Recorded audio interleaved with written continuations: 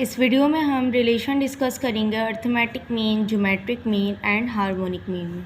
The relation between arithmetic mean, geometric mean and harmonic mean is given by arithmetic mean greater than geometric mean and geometric mean greater than harmonic mean.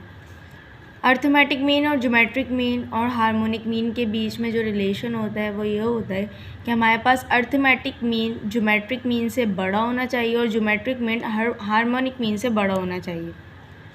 अगर किसी question में आपको ये तीनों find out करने के लिए दिए गए हैं तो उस क्वेश्चन में लाजमी है कि आपके पास अर्थमेटिक मीन बड़ा आएगा, ज्योमेट्रिक मीन उससे छोटा होगा और हार्मोनिक मीन उससे छोटा होगा। जैसे कि यहाँ लिखा हुआ arithmetic mean is always greater than geometric mean and geometric mean is always greater than harmonic mean. हमेशा अर्थमेटिक मीन बड़ा रहेगा ज्योमेट्रिक मीन से और ज्योमेट्रिक मीन बड़ा रहेगा हार्मोनिक मीन से। But if the values are same then arithmetic mean is equal to geometric mean and geometric mean is equal to harmonic mean.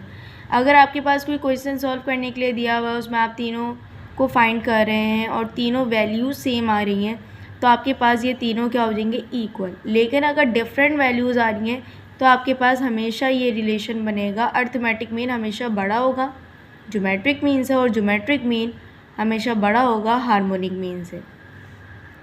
अगर हम इसको इन शॉर्ट देखें तो हमारे पास मैंने यहाँ क्या लिखा हुआ है, arithmetic mean greater than geometric mean, geometric mean greater than harmonic mean. And second है हमारे पास arithmetic mean is equal to geometric mean and geometric mean is equal to harmonic mean. ये इन तीनों के बीच में क्या होता है, हमारे पास रिलेशन होता है।